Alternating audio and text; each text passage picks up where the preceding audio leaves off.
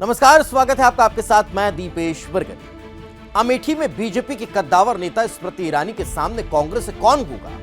रायबरेली में कांग्रेस किसे मौका देगी और बीजेपी को चुनौती कौन देगा? नामांकन दाखिल करने के आखिरी तारीख में महज 4 दिन बाकी हैं, लेकिन सवाल अब भी बरकरार। वैसे चुनाव कभी छिपकर नहीं लड़ा जाता, मगर अमेठी और रायबरेली में मौजूदा राजनीतिक परिस्थितियां जरूर इस मुद्दे पर मुहर ठोकती हुई नजर आ रही है। अमेठी और रायबरेली की सीट पर 5वें चरण में 20 मई को मतदान होना है। फिलहाल इंतजार कांग्रेस के लिस्ट का हो रहा है, तो बीजेपी के रायबरेली में उतरने वाले कैंडिडेट पर भी नजरें टिकी हुई है।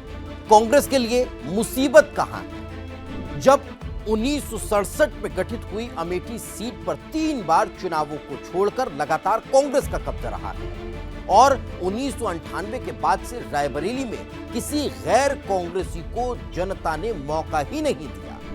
यहां कांग्रेस के लिए चुनौतियां दो। पहली ये कि जब सोनिया गांधी राज्यसभा का सुरक्षित रास्ता ढूंढ चुकी हैं, तो रायबरेली में विकल्प कौन होगा? और सफल लैंडिंग के लिए राहुल गांधी वायनाड सीट को तलाश चुके हैं, तो फिर अमेठी में उतारा जाए तो आखिर किसे?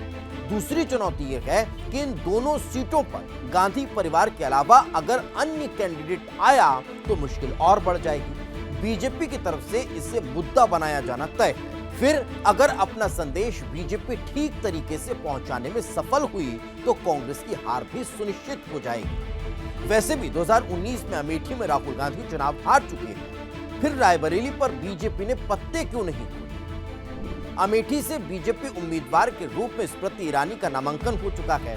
2019 में मिली जीत से स्मृति ईरानी के हौसले बुलंद हैं। अब सवाल बीजेपी के लिए रायबरेली का बचा है। यहां शायद भारतीय जनता पार्टी कांग्रेस के इंतजार में बैठी होगी, क्योंकि इस बार सोनिया गांधी चुनाव लड़ नहीं रही है और उनकी जगह कांग्रेस किस चेहरे को मैदान में उतारती है, इसका आकलन करते हुए बीजेपी किसी जिताऊ चेहरे पर भी दांव लगा सकती है। 4 दिन और साफ होगी स्थिति।